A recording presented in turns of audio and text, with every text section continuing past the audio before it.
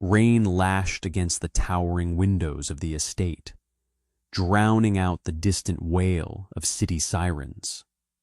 Inside, the city's most feared man stood swaying in a dimly lit hallway. He didn't hold a weapon. He held a half-empty bottle of aged scotch. His knuckles were bruised, his bespoke suit ruined beyond repair. When he raised a heavy fist to knock on the unassuming door at the end of the servants' corridor, it wasn't an order. It was a plea. He just needed to breathe. The estate was usually a tomb by 2 in the morning. Clara Bennett preferred it that way. She sat by the small window of her ground-floor quarters, a paperback novel resting face down on her lap. The radiator hissed, a comforting, rhythmic sound that drowned out the oppressive silence of the mansion above her. She liked the dark. She liked the quiet. In a house filled with men who spoke in ultimatums and carried heavy iron beneath their coats, invisibility was the only real currency a maid possessed. Clara was a billionaire in that regard. She kept her head down. She scrubbed the imported marble. She ignored the muffled shouts that occasionally echoed from the basement. Then came the footsteps. They were wrong. The estate guards walked with a measured, predatory cadence, heel to toe, purposeful, alert. These steps dragged. They scuffed against the hardwood, hesitating, heavy with an exhaustion that vibrated through the floorboards. Clara froze, her hand hovering over the small brass lamp on her nightstand. She held her breath. The footsteps stopped outside her door. For 10 agonizing seconds, there was nothing but the muffled sound of the storm outside. Then, a knock. 3 dull, uncoordinated thuds. Clara didn't move. The rules of the house were simple. Servants did not exist outside of daylight hours unless summoned by the intercom. A knock at her bedroom door at this hour meant trouble. The kind of trouble that ended with a severance package handed over by a man who didn't smile. Clara, the voice was a low, jagged rasp. It was barely loud enough to carry through the solid oak of the door, but it hit her chest like a physical weight. Arthur Moretti, her employer, the architect of half the organized crime on the eastern seaboard. A man who supposedly didn't sleep, didn't bleed, and certainly didn't wander the servants' corridors in the dead of night. She unlocked the door and pulled it open, the hinges whining softly. Arthur stood in the threshold. He looked like a building right after a demolition charge had been detonated, still standing, but crumbling from the inside out. His tie was gone. The top 3 buttons of his ruined, blood-speckled dress shirt were torn open, exposing a chest rising and falling with erratic, shallow breaths. He gripped a crystal bottle of scotch by the neck, his knuckles split and weeping dark crimson. He didn't look at her face. His hollow, dark eyes were fixed on the cheap, braided rug at her feet. "Mr. Moretti," Clara said, her voice strictly neutral. She didn't gasp. She didn't ask what happened. Pragmatism was her armor. He swayed, his broad shoulder knocking against the door frame. The smell of him hit her then, a bitter concoction of expensive peat smoke, rain, sweat, and the sharp metallic tang of violence. "I can't do this anymore," he whispered. The confession was so raw, so utterly devoid of his usual terrifying composure, that Clara actually stepped back. He didn't sound like a boss. He sounded like a man drowning in a bathtub, finally realizing he couldn't reach the surface. He looked up. His eyes were bloodshot, glassy with liquor, and a profound bone-deep fatigue. I didn't know where else. He took a step forward, his knee buckling. Clara moved before she could think. She caught him by the bicep. The muscle beneath the ruined fabric was tense as coiled steel, but he surrendered his weight to her instantly. He was heavy, impossibly heavy. But she dug her heels into the floorboard, absorbing his collapse, and dragged him inside.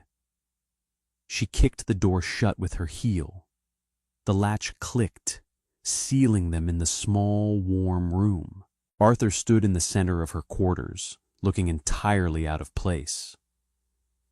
His sheer size made the ceiling seem lower, the walls tighter. He blinked at her narrow twin bed, the faded floral quilt, the small stack of library books on the floor. "Sit," Clara instructed. It wasn't a suggestion. To her surprise, he obeyed. He sank onto the edge of her mattress. The bed frame groaned violently under his weight. He placed the Scotch bottle on the floor with exaggerated drunken care, then buried his face in his hands. Clara stood by the door, her arms crossed over her cheap cotton robe. She watched his shoulders shake, just once, a violent, repressed tremor, before he went completely still. "Do I need to call Dr. Aries?" she asked quietly, referencing the discreet physician on the family payroll. Arthur shook his head without looking up. "No holes in me tonight, Clara."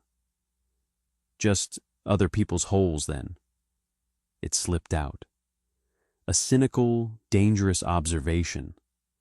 A maid did not speak to the head of the Moretti family about the blood on his shirt. Arthur dropped his hands and looked at her. The silence stretched, pulling taut like a wire between them. Then the corner of his mouth twitched. It wasn't a smile. It was the ghost of one. "Just other people's," he agreed, his voice rough as sandpaper. He leaned back against the plain white wall, his dark hair leaving a faint damp mark on the plaster. "I'm tired, Clara. I am so fucking tired." The digital clock on Clara's nightstand blinked 2:14 a.m. Arthur Moretti was ruining her quilt. His charcoal slacks were damp with rain and grime, and the split skin on his right hand was slowly dripping onto the faded floral pattern. Clara stared at the spreading red dot for exactly 3 seconds. Then she walked to her tiny adjoining bathroom. She turned on the tap, letting the water run until it was scalding hot. She soaked a clean white washcloth, wrung it out, and grabbed a small plastic first aid kit from beneath the sink. When she returned, Arthur hadn't moved. His eyes were closed, his head resting back against the wall. The harsh overhead light caught the sharp angles of his face, highlighting the deep grooves bracketed around his mouth and the dark, bruised exhaustion beneath his eyes. He looked older than his 34 years. He looked like a man who had traded his soul for an empire and suddenly realized he was shortchanged in the transaction. "Give me your hand," Clara said. Arthur opened his eyes. He looked at the steaming cloth in her hand, then up at her face. He didn't move. Clara didn't wait for permission. She reached down, took his thick wrist, and pulled his right hand toward her. He flinched slightly at the contact, not from pain, but as if he wasn't used to being touched without an agenda. She sat in the small wooden chair opposite the bed, placing his ruined hand on her knee.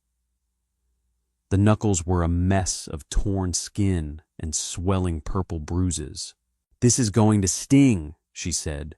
She pressed the hot, damp cloth against the cuts, Arthur hissed, his jaw clenching hard enough to pop the muscle in his cheek, but he didn't pull away.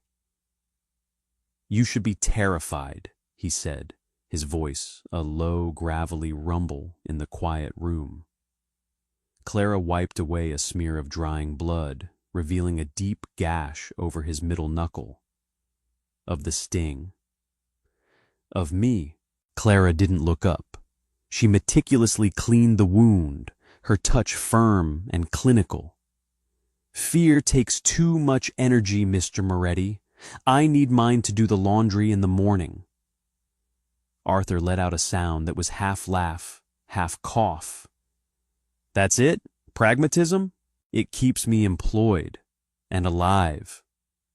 She opened the first aid kit, fishing out a tube of antiseptic ointment. "Besides, you're sitting on a lumpy mattress in a maid's room, reeking of alcohol and self-pity. You don't look very terrifying right now." He stared at the top of her head. The silence returned, but the sharp edges had been sanded down. It felt heavier now, thicker. "I gave an order tonight," Arthur said. The words fell out of him, unprompted, heavy with a suffocating guilt. He wasn't looking at her anymore. He was staring straight ahead at the blank wall, seeing ghosts. It was the right call, the necessary call. The business demanded it. If I didn't give it, we looked weak. If we look weak, the sharks circle. Clara dabbed the ointment onto his knuckles. She said nothing. She knew the mechanics of his world. She didn't need the details to know someone had died tonight, because Arthur Moretti nodded his head. "I watched it happen," he continued, his voice dropping to a hollow whisper. "And I felt nothing, not a goddamn thing, no regret, no triumph, just empty." He looked back down at her. The vulnerability in his eyes was staggering. It felt obscene to witness it, like walking in on a man flaying himself alive. "I came back here," he said, his breathing growing shallow again. "I poured a drink. I stood in my office looking at the city, and the walls just started closing in. The air turned to water. I couldn't breathe, Clara.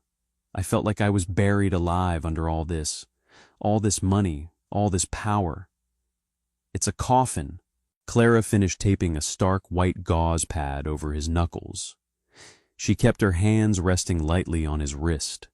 It was a grounding gesture, a tether to keep him from floating away into his own dark psychology. "You're having a panic attack, Arthur," she said. It was the first time she had ever used his first name.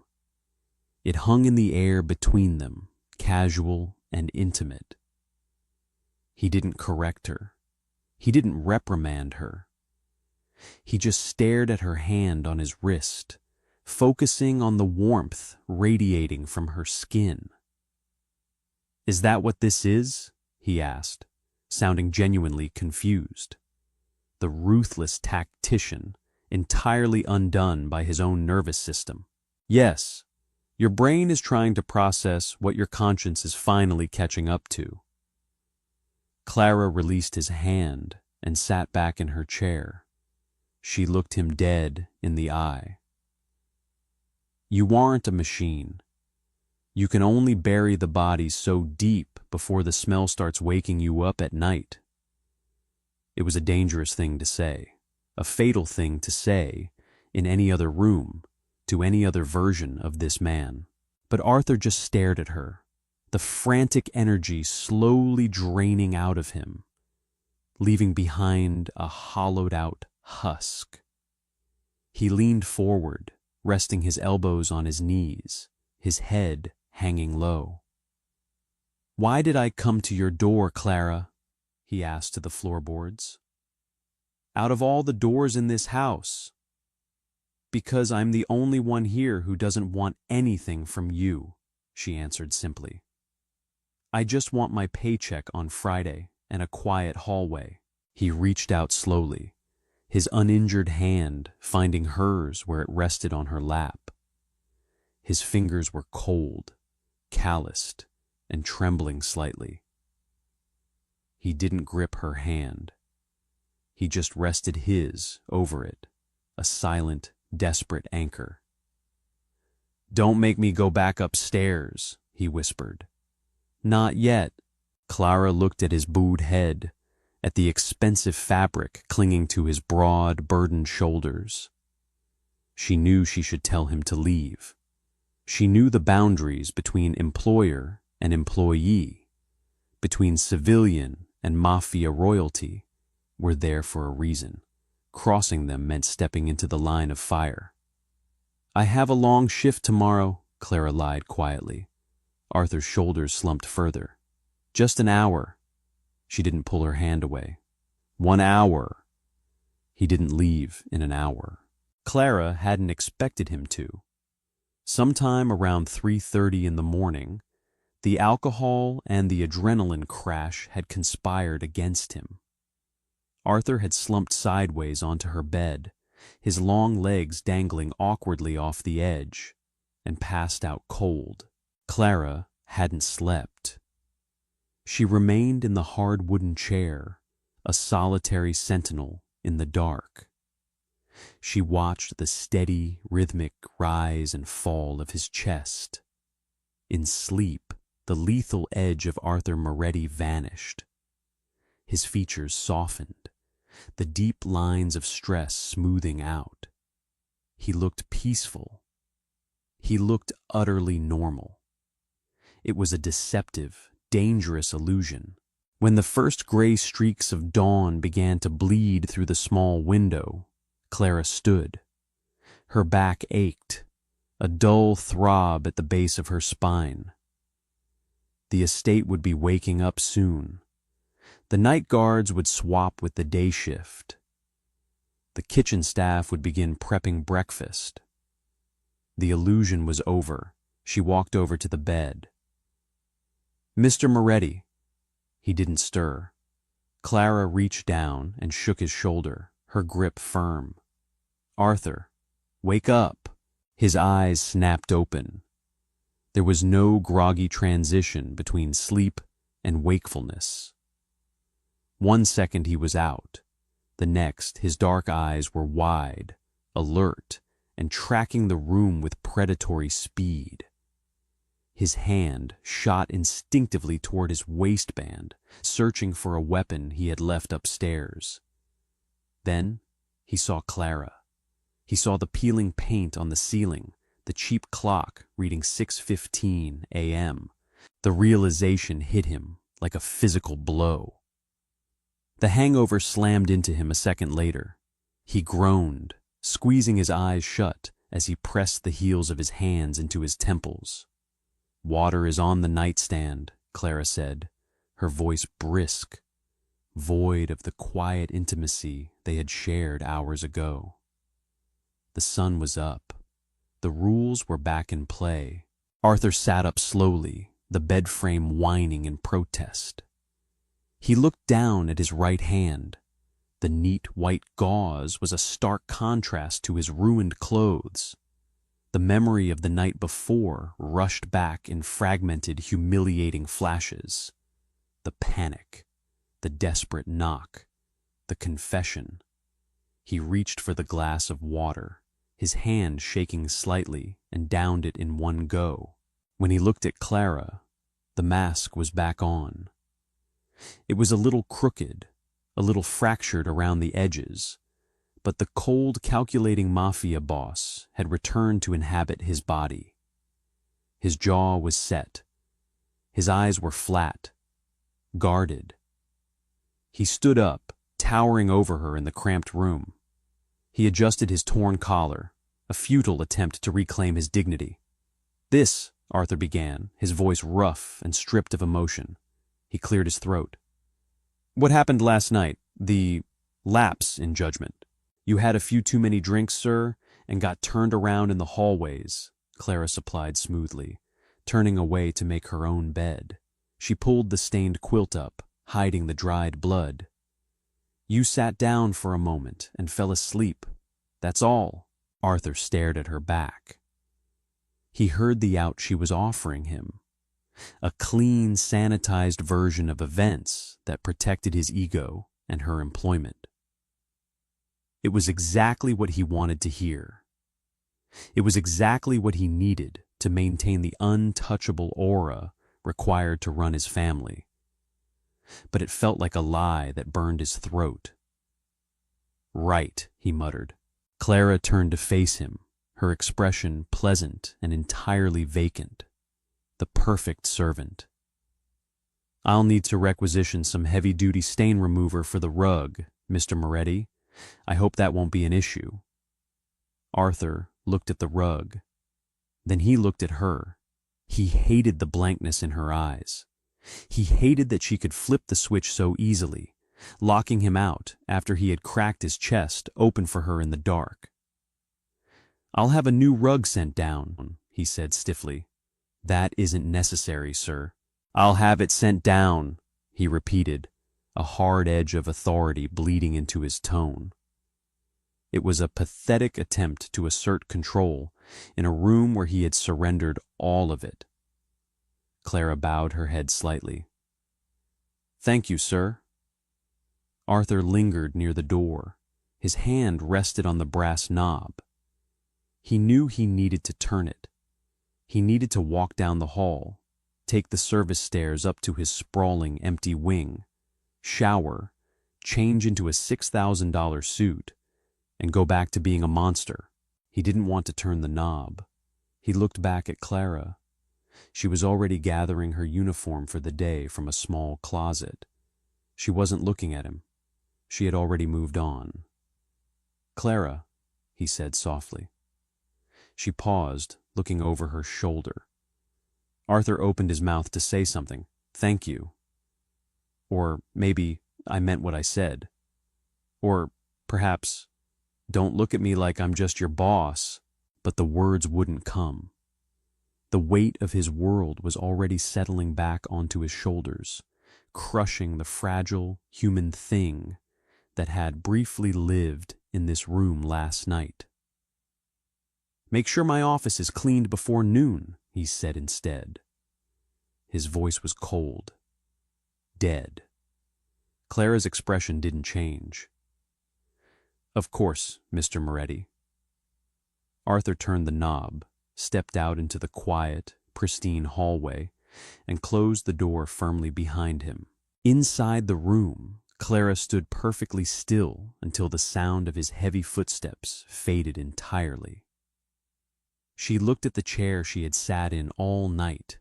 She looked at the indentation his head had left on her pillow. She sighed, a tired, cynical sound, and reached for her uniform. The boundaries had been redrawn in the harsh morning light.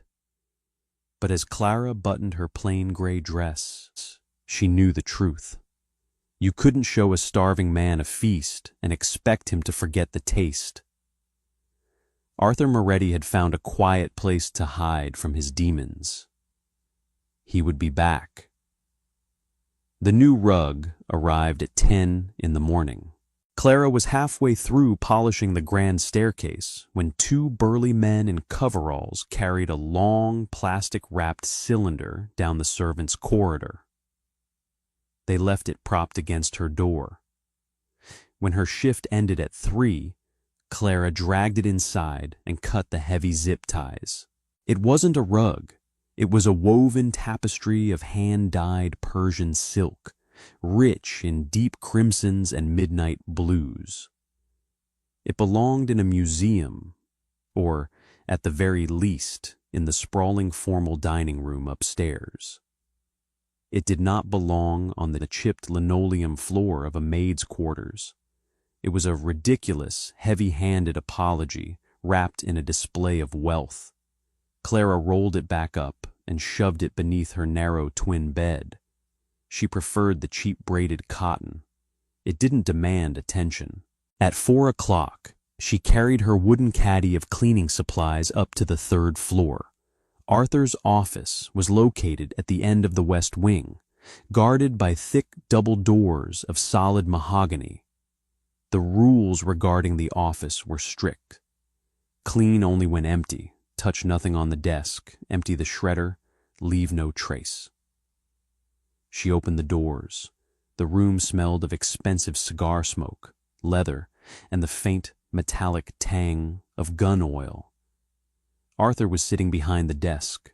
Clara stopped in the doorway, her grip tightening on the handle of her caddy. He was on the phone, his voice a low, even murmur that carried absolutely no inflection. He wore a crisp white shirt, the sleeves rolled up to the elbows, exposing a dark, intricate tattoo of a crest on his left forearm. His right hand, the hand she had bandaged 12 hours ago, rested flat on the glass surface of the desk. The white gauze had been replaced by flesh-colored medical tape. He didn't look up when she entered. He just kept talking into the receiver. Clara took a step back, preparing to close the doors. Clean only when empty. Arthur raised his left hand, holding up a single finger. Wait. He finished the call, placing the receiver in its cradle with a soft click. The silence in the massive room was immediate and oppressive. He leaned back in his leather chair, steepling his fingers beneath his chin. His dark eyes locked onto hers. The vulnerability of the previous night was entirely gone, sealed behind a wall of cold, calculated authority. "The room is occupied, sir," Clara said, keeping her voice flat. "I'll return later." "Come in, Clara. Close the doors." She hesitated for a fraction of a second. She stepped inside and pulled the heavy door shut. The click of the latch echoed like a gunshot. "Did the rug arrive?" he asked. "It did. Thank you, sir. It was entirely unnecessary." "I ruined the other one." "It was a $15 rug from a discount store. You sent me 2 months' rent in silk." Clara set her caddy down on the floor. "It doesn't fit the room." Arthur tilted his head slightly. The ghost of a smirk played at the corner of his mouth. "Are you complaining about a gift, Clara?" "I am stating a logistical fact, Mr. Moretti." He watched her for a long moment. He was dissecting her tone, searching for a crack in her professional veneer. He wanted her to acknowledge the night before. He wanted her to bring it up so he could control the narrative, frame it, and put it in a neat little box. Clara didn't give him the satisfaction. She walked over to the leather sofa and began meticulously wiping down the mahogany end tables with lemon oil. "I have a meeting at 8, Arthur said, his voice dropping a register. "In the formal dining room, 4 guests. I need you to handle the service." Clara paused her polishing. "I usually finish my shift at 6, sir. Maria handles evening service." "Maria talks too much," Arthur replied smoothly. "And she shakes when she pours the coffee. It annoys me. You don't shake." It was a test. He was pulling her out of the shadows, dragging her into his operational orbit. He wanted to see if the woman who had calmly bandaged his bleeding knuckles while he had a panic attack could maintain that same icy composure when surrounded by the actual monsters. Clara wiped the cloth over the polished wood, the lemon scent sharp in her nose. "Will there be dinner?" "Just drinks and coffee." Arthur stood up. He walked around the desk, his presence instantly shrinking the massive room. He stopped 2 feet away from her, close enough that she could feel the heat radiating off him. "Keep your eyes down. Speak only when spoken to. If voices get loud, you do not react. Do you understand?" Clara looked up. She met his gaze directly. "Pragmatism, Mr. Moretti, remember?" Arthur's jaw tightened. He held her stare, the air between them thick with a sudden, localized tension. 8 o'clock, Clara. Don't be late. The formal dining room was a cavern of dark wood and heavy velvet drapery. A crystal chandelier hung above a long table that could comfortably seat 20. Tonight, it seated 5. Clara stood in the corner near the heavy oak sideboard, a silver tray resting perfectly balanced on her left hand. She wore her formal evening uniform, a high-collared black dress, white apron, hair pinned back tightly. She was a ghost. She was part of the furniture. Arthur sat at the head of the table. To his right sat 2 men in sharp tailored suits, capos from the Northern Territories. To his left sat a man named Sullivan. Sullivan was older, with a thick neck and a face that looked like it had been violently rearranged with a blunt instrument several times in his youth. He ran the shipping docks. He was loud, abrasive, and currently sweating through his expensive silk tie. "The margins are shrinking, Arthur," Sullivan barked, slapping a thick hand flat on the table. The crystal glasses rattled. "The Union is squeezing us on the cargo fees, and the Coast Guard has doubled their patrols. I'm losing 10% on every shipment that sits on the water for more than a day." Arthur took a slow sip of his espresso. He didn't blink. "The margins are fine, Sullivan. You're getting sloppy." The temperature in the room dropped 10 degrees. The 2 capos across the table stiffened, their hands dropping subtly beneath the edge of the mahogany. Sullivan's face flushed a deep mottled purple. "Sloppy? I've been running those docks since your old man was catching strays in the Bronx. You don't tell me I'm sloppy." "Clara," Arthur said. His voice was calm, cutting through Sullivan's rising volume like a scalpel. Clara stepped forward instantly. She walked to Sullivan's side, her footsteps silent on the thick Persian rug. She picked up the silver carafe of coffee and refilled his cup. She didn't look at his face. She didn't look at the heavy black steel of the Sig Sauer resting casually on his lap beneath the napkin. She stepped back to her corner. Her hands did not shake. Arthur watched her retreat before turning his attention back to the sweating man. "My father is dead, Sullivan. I am not. And I am telling you, you are sloppy. You missed a payoff to the harbor master last month. That's why the Coast Guard is sniffing around your containers." "That's a lie," Sullivan spat. Arthur didn't raise his voice. He didn't reach for a weapon. He simply leaned forward, resting his forearms on the table. The medical tape on his right hand flashed under the chandelier light. "I don't lie," Arthur said quietly. It was a terrifying sound. The quiet was a vacuum, sucking all the oxygen out of the room. "And I don't tolerate theft. The 10% you claim you're losing, it's sitting in an offshore account in the Caymans under your wife's maiden name." Silence descended on the dining room.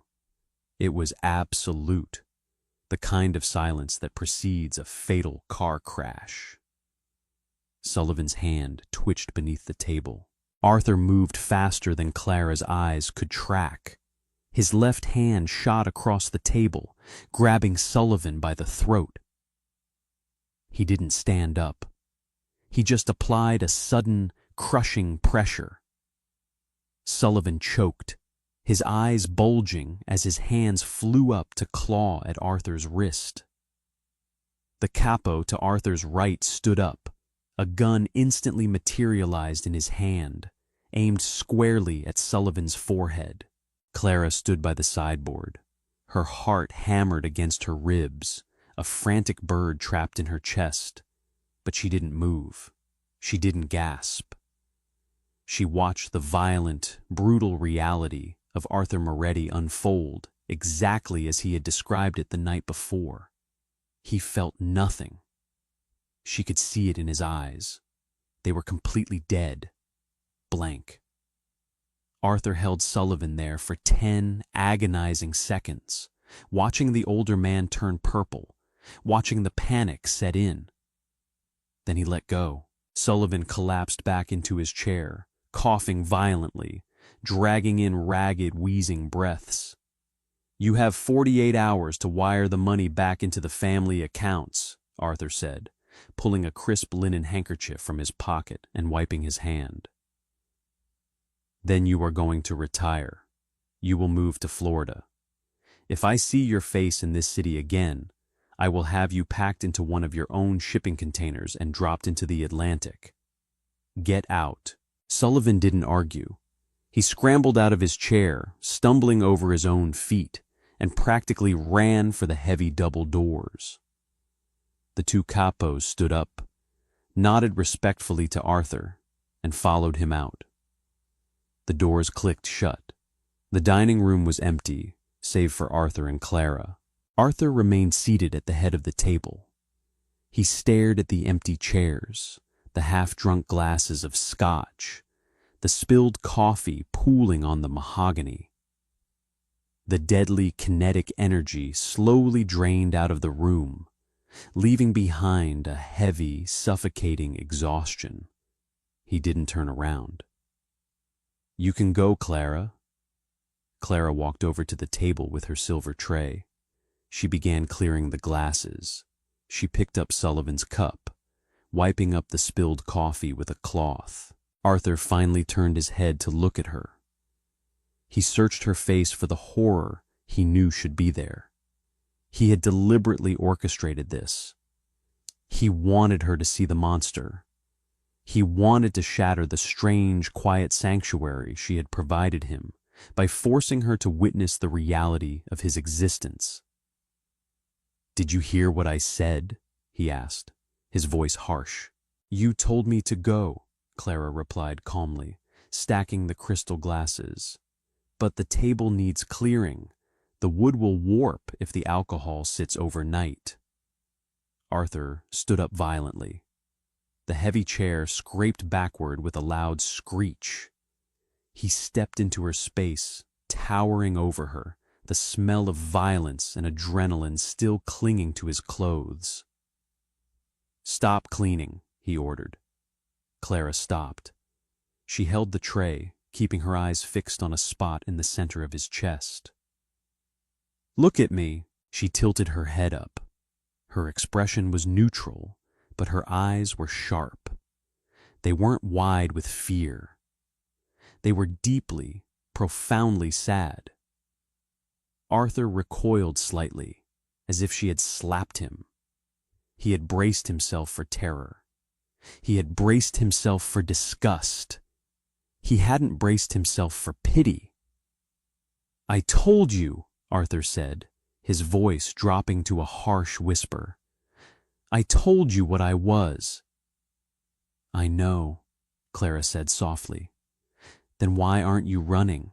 Clara looked at the brutal lines of his face, at the tight defensive posture of his shoulders. She saw the little boy who had inherited a crown of thorns and learned to wear it by hurting everyone around him. "Because a frightened dog bites, Arthur," she said, "and right now you look terrified." She turned and walked out of the room, leaving the tray on the table. This time, Arthur didn't try to stop her. August hit the city like a physical blow. The air turned stagnant, thick with humidity and the smell of hot asphalt. The estate's massive air conditioning units hummed constantly, struggling against the oppressive heat. 3 weeks had passed since the meeting in the dining room. Arthur had become a ghost. Clara saw him only in passing. A dark suit moving swiftly through a hallway, a heavily guarded motorcade leaving the front gates, a low voice behind the closed doors of his office. He had stopped requesting her for evening service. He had stopped leaving her instructions. He had retreated entirely into the brutal mechanics of his world. The rumors filtered down to the servants' quarters in hushed, panicked whispers. The Sullivan situation had spiraled. A rival family from the South Side was using the vacuum to push into the docks. There had been violence. A warehouse burned down. A lieutenant found dead in the trunk of a car. The estate was locked down. The guards patrolled with rifles slung over their shoulders instead of sidearms. The heavy iron gates at the end of the driveway were reinforced. Clara kept her head down. She scrubbed the marble. She polished the brass. She ignored the tightening coil of tension in her chest every time a car sped up the driveway late at night. It was a Tuesday, 11:45 p.m. Clara was sitting in her room, the small fan on her dresser oscillating, pushing warm, stale air across her face. She was reading the same page of her paperback for the fourth time. The silence in the house wasn't the usual, heavy calm. It was the silence of a drawn bowstring. Then came the footsteps. They didn't drag this time. They were steady, deliberate, and quiet. Clara closed her book. She didn't freeze. She just waited. The knock was a single, firm rap of a knuckle against the wood. She stood up, walked to the door, and opened it. Arthur stood in the hallway. He wasn't drunk. He wasn't bleeding. He wore a simple black t-shirt and dark jeans. He looked cleaner than she had ever seen him, stripped of the expensive suits and silk ties. But his face was a portrait of exhaustion. The dark circles under his eyes looked like bruises. His jaw was covered in a heavy shadow of stubble. He didn't look away this time. He looked straight into her eyes. "I'm sober," he said. It was a statement of fact, offered as a justification.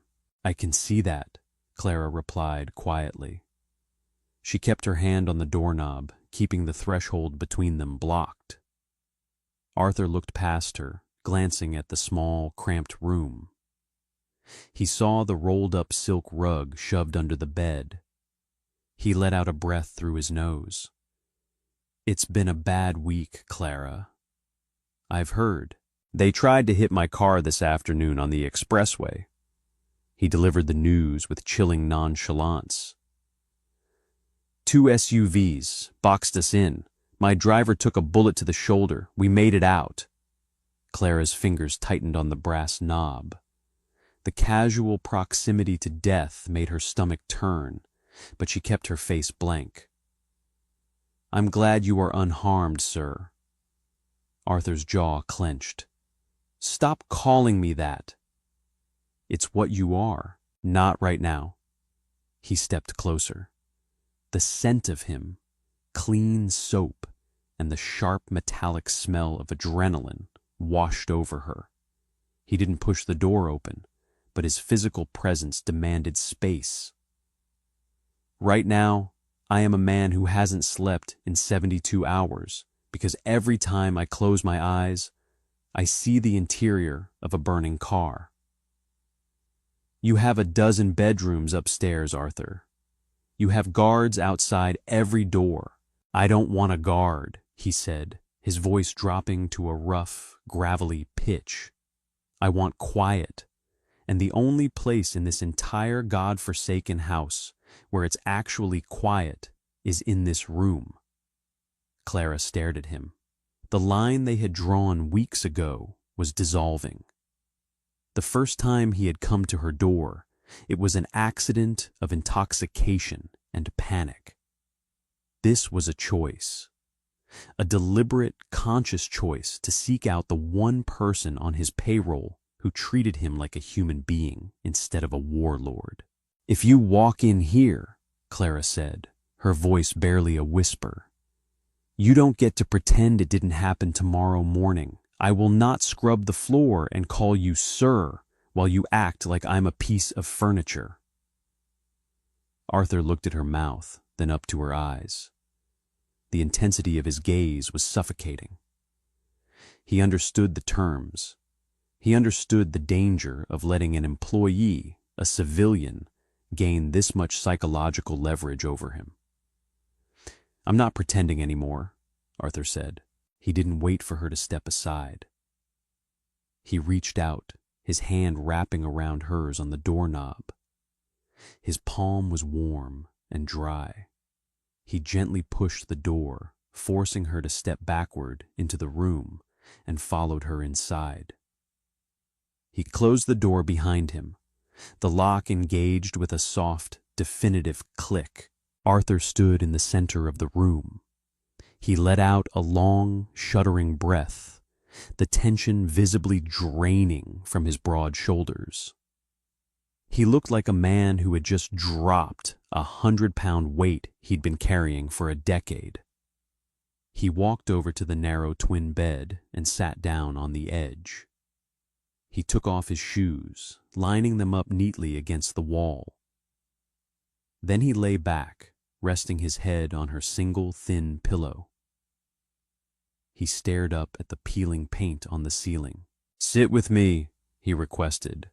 It wasn't an order.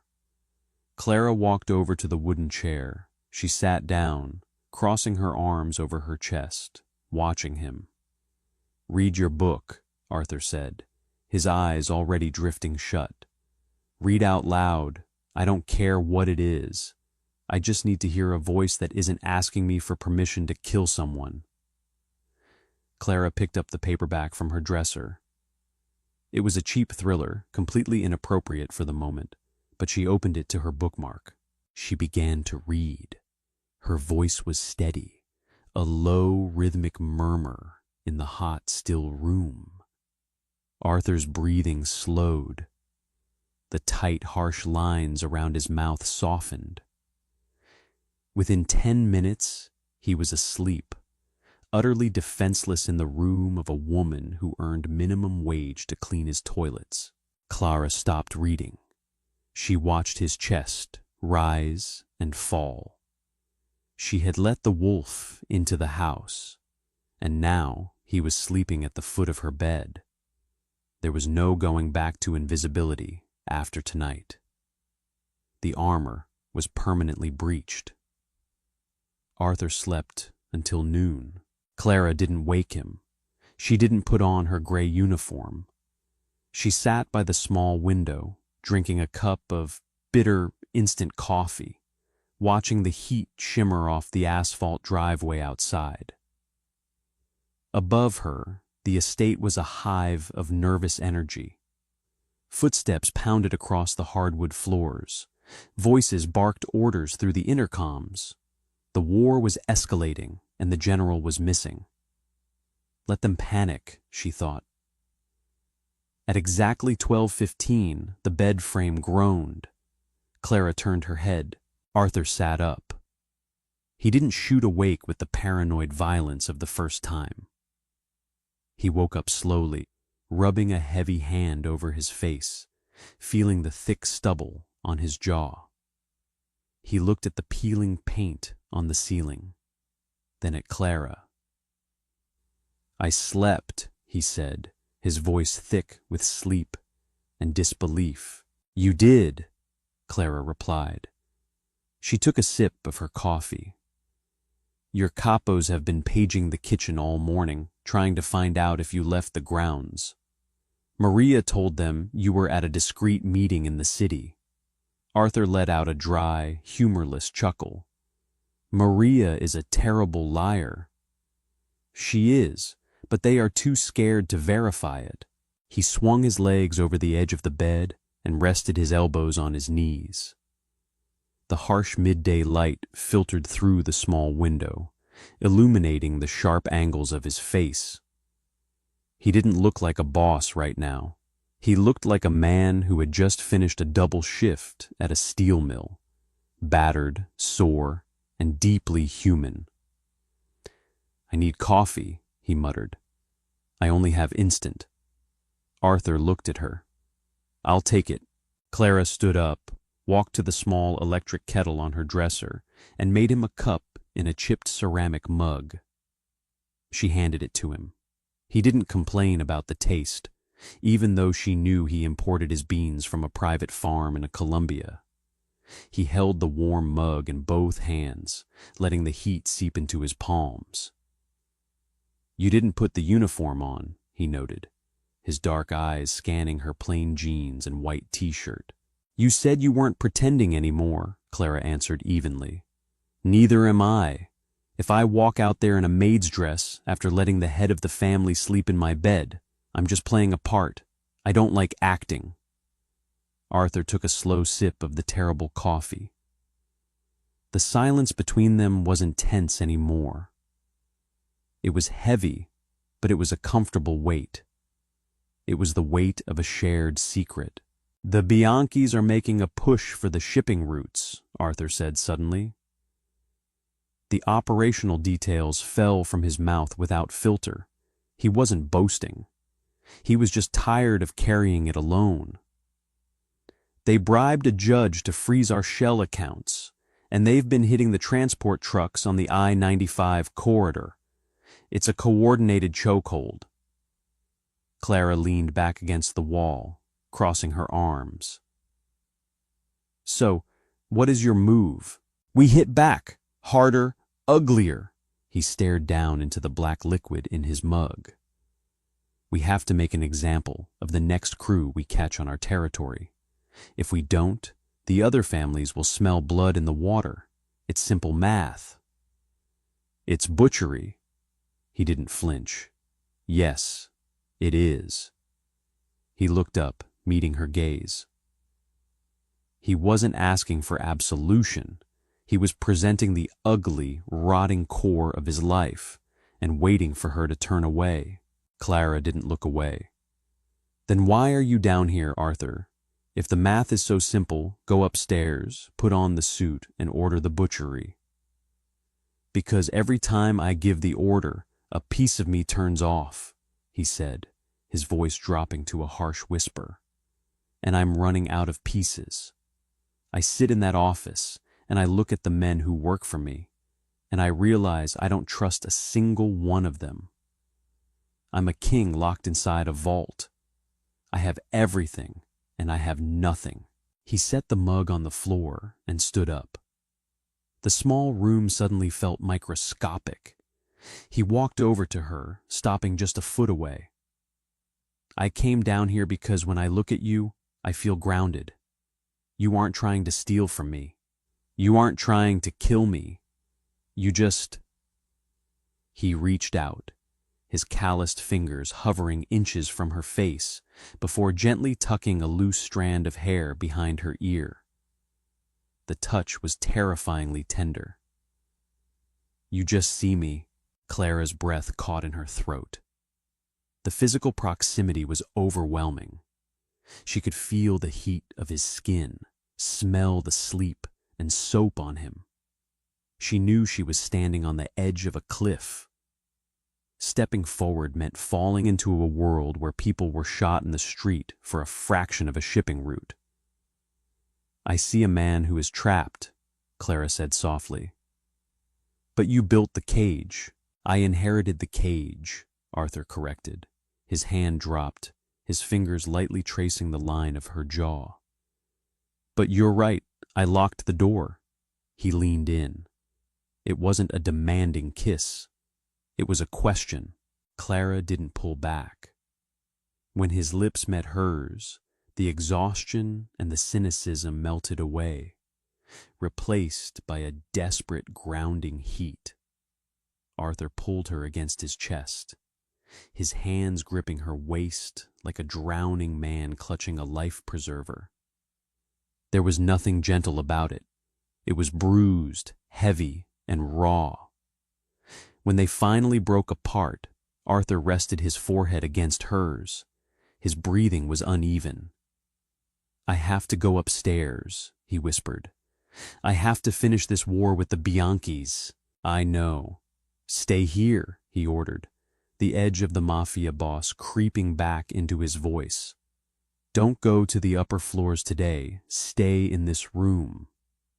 Clara stepped back, her expression returning to a mask of pragmatism. I need to do the laundry. The machines are in the basement.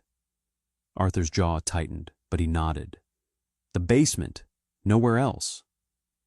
He walked to the door, paused, and looked back at her. The suit was waiting for him. The blood was waiting for him. I'll come back, he said. I'll be here. The attack didn't happen at night. It happened at 3 in the afternoon, in broad daylight, while the sun baked the estate grounds. Clara was in the basement laundry room. The industrial washing machines were rumbling, vibrating the concrete floor beneath her feet. She was folding a stack of white towels when the first explosion hit. It didn't sound like a movie. It sounded like a massive wet thud that shook the dust loose from the ceiling joists. The fluorescent lights flickered, buzzed violently, and died. The basement plunged into emergency red lighting. Clara dropped the towels. Her heart slammed against her ribs. She didn't scream. Panic was a luxury for people who didn't understand violence. Clara understood it perfectly. Gunfire erupted above her. It sounded like a string of heavy firecrackers popping in rapid succession, muffled by the thick flooring. Then came the shouting. The heavy, frantic boots of the estate guards sprinting across the first floor. The Bianchis hadn't waited for Arthur to strike back. They had brought the war to his front door. Clara moved immediately. She abandoned the laundry carts and ran toward the small utility closet at the back of the basement. The rules of the house were gone. The only rule now was survival. She slipped inside the closet, closing the metal door softly, and wedged a heavy wooden push broom under the handle. She backed into the darkest corner, crouching behind a stack of industrial bleach boxes. The smell of chlorine burned her nose. She pulled her knees to her chest and covered her ears, trying to block out the sounds of a tactical assault happening directly above her head. "Stay in this room," Arthur had said. She wished she had listened. For 20 minutes, the house tore itself apart. The gunfire was deafening. Clara heard the shattering of glass, the heavy, sickening thuds of bodies hitting the floor, the frantic screams of men bleeding out. It was a mechanical, brutal symphony of death. Then the heavy caliber fire stopped. The silence that followed was worse. It was the silence of a predator searching for the last survivors. Footsteps descended the basement stairs. They were slow, heavy. Clara held her breath. She closed her eyes tightly. Crunch, crunch, boots stepping on shattered glass. The intruder was moving through the main laundry area, kicking over carts. "Check the back," a rough voice barked. It wasn't one of Arthur's guards. The accent was wrong. Clara pressed her hands over her mouth. Her lungs burned. Footsteps approached the utility closet. A heavy hand rattled the metal handle. The wooden broom shaft creaked, taking the strain. "Doors jammed," the voice grunted. "Shoot the lock," a second voice ordered. Clara curled into a tight ball, squeezing her eyes shut. Before the gunshot could ring out, a new sound cut through the basement. A suppressed thwip-thwip. A wet, choking gargle echoed outside the closet. A heavy body hit the concrete floor. "What the fu—" the second voice started. Thwip. Another thud. Silence returned to the basement, thick and suffocating. Clara didn't move. She didn't trust the quiet. "Clara!" The voice was rough, out of breath, and terrifyingly calm. "Arthur." She scrambled out from behind the bleach boxes, kicked away the broom, and shoved the door open. Arthur stood in the center of the laundry room. He held a suppressed pistol in his right hand. His white dress shirt was soaked in blood. a massive dark crimson stain that covered his left shoulder and chest. Two bodies wearing tactical gear lay dead at his feet. He didn't look at the bodies. He looked at Clara. "Are you hurt?" he demanded, his voice a gravelly bark. "No," Clara gasped, stepping over one of the bodies. She looked at his chest. "You're bleeding." "It's a graze." Arthur dismissed it instantly, stepping forward and grabbing her arm. His grip was iron. "We have to move. The main house is compromised. The guards held them off, but the perimeter is breached. I have a car waiting at the service exit." He didn't give her time to process. He pulled her toward the heavy steel doors leading to the exterior loading dock. The estate grounds were a war zone. Two black SUVs were burning on the main driveway, sending thick plumes of black smoke into the humid summer air.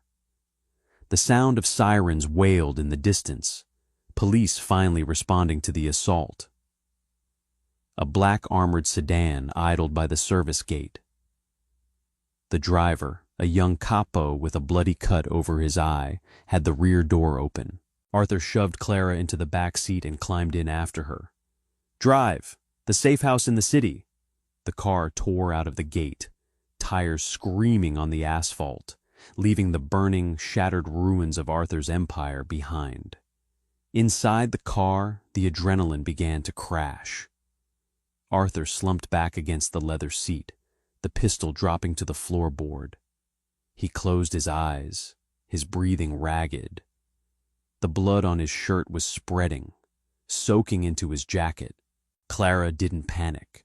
She ripped the hem of her t-shirt, wadded up the fabric, and pressed it hard against his shoulder wound. Arthur flinched, his eyes flying open. He looked at her, pressing the makeshift bandage into his flesh. His lips curved into a dark, cynical smile.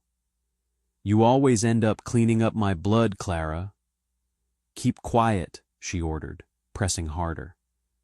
"You talk too much when you're going into shock." He reached over with his good hand, covering hers. His palm was smeared with blood, staining her skin.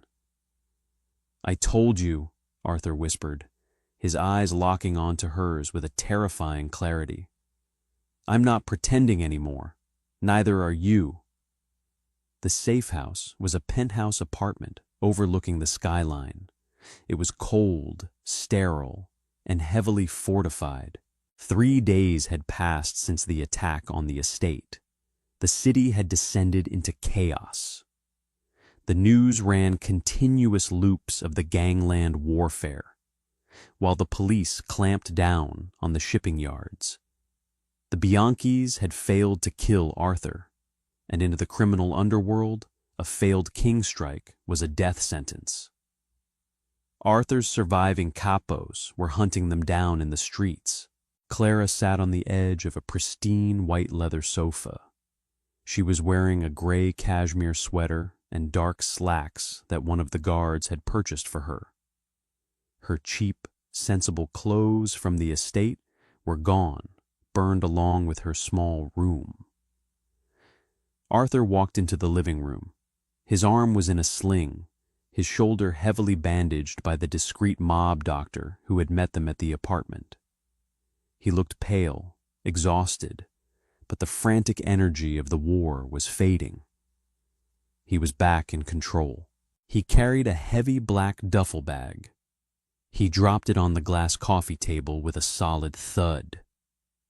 Clara looked at the bag, then up at him. "What is that?"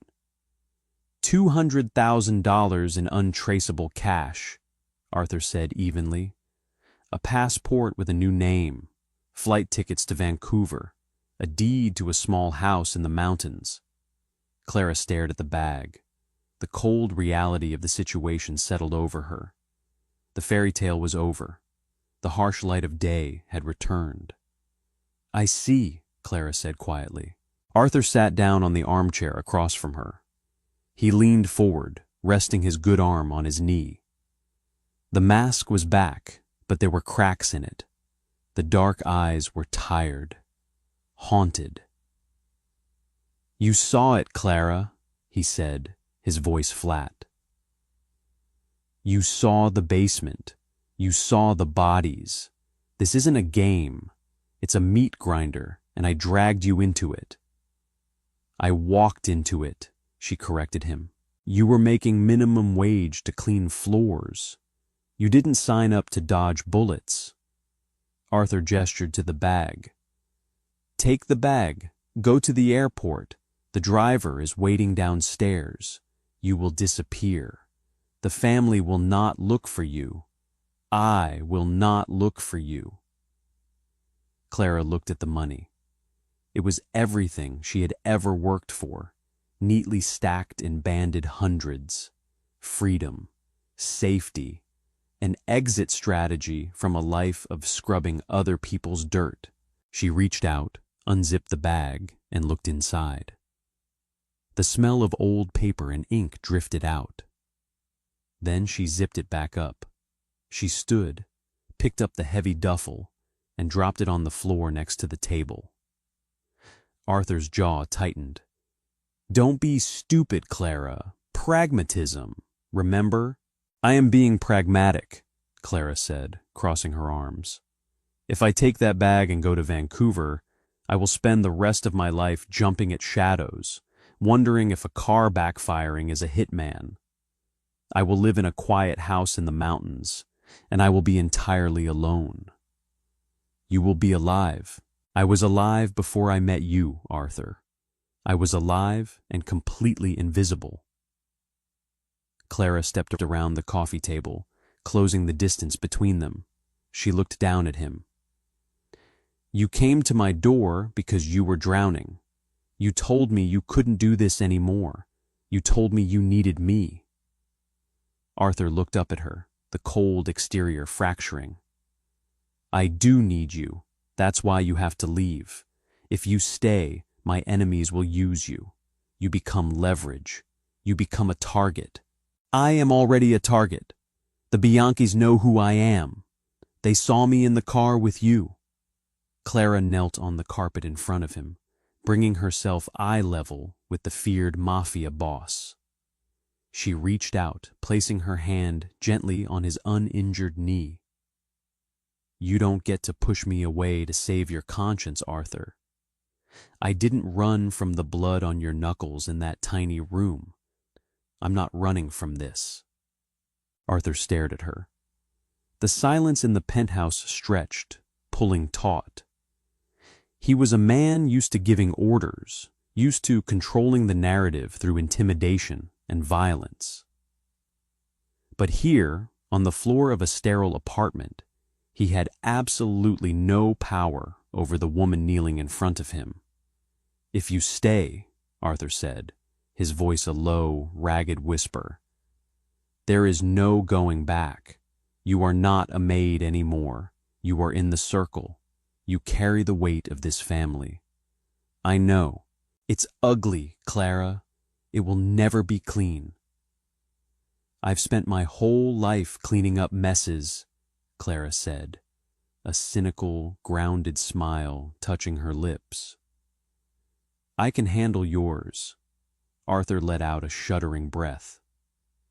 He reached out with his good hand, threading his fingers into her hair, pulling her forward until their foreheads rested together. The tension that had been keeping him upright for 3 days finally snapped. He surrendered. "We rewrite the rules," Arthur muttered against her skin. "I won't keep you in the dark. I won't lie to you.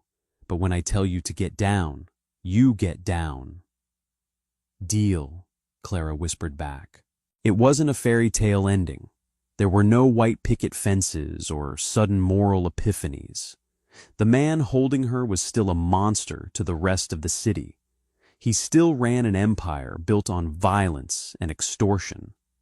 But as Arthur held her in the quiet penthouse, surrounded by the remnants of a turf war, Clara knew one thing for certain. He was her monster now, and she was exactly where she needed to be. The line between survivor and sinner is never clean. If you were captivated by Clara and Arthur's gritty descent into the shadows, hit that like button right now.